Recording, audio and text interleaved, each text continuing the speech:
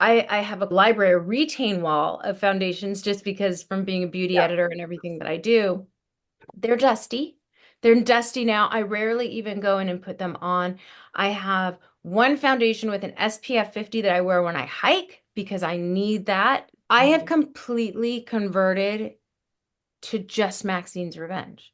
Like I Oh, don't really absolutely. tinker even with any other foundation just because nothing looks like skin, nothing feels like skin. Like I am getting to the age of where all of a sudden I'm looking in the mirror and I'm like, what just happened? Susan and I talk about the rearview mirror all the time, and I'm like, woo, it's brutal. When did that get this way? And whatever. It just, it happens. It's cool. It happens.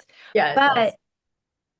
But these are so incredible. And not only as concealer foundation, I know the whole bronzer thing that you've done, but I want to really make sure that I tell people that I have noticed a significant change in how highlighters and bronzers look on my skin now.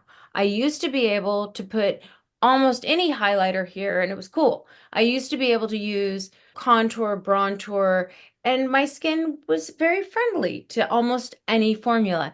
Now, my skin is very persnickety and I have to be careful because it'll show.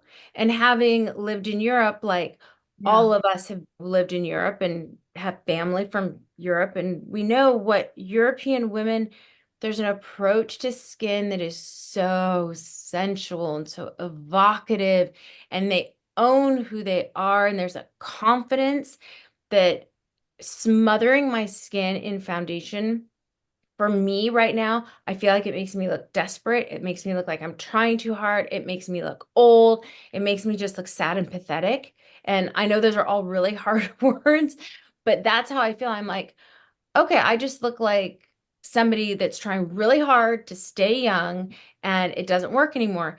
These have completely liberated me to feel like I can cover what I want to cover. I can lift my skirt and show whatever I want to show, and it's going to stay where I put it. It blends beautifully, and I catch myself in the mirror and I'm like, woo, woo, that looks good. Something you just said that really struck me, and you're right. It's, I forget. Yeah, we did live, and I was inspired by the unfussy French style and the Parisian baddies. It's not, as you guys know, it's not a young woman's city. It's not a young girl city. It's a grande dame. It's a woman who's seen a thing or two, who struts, and she has wrinkles.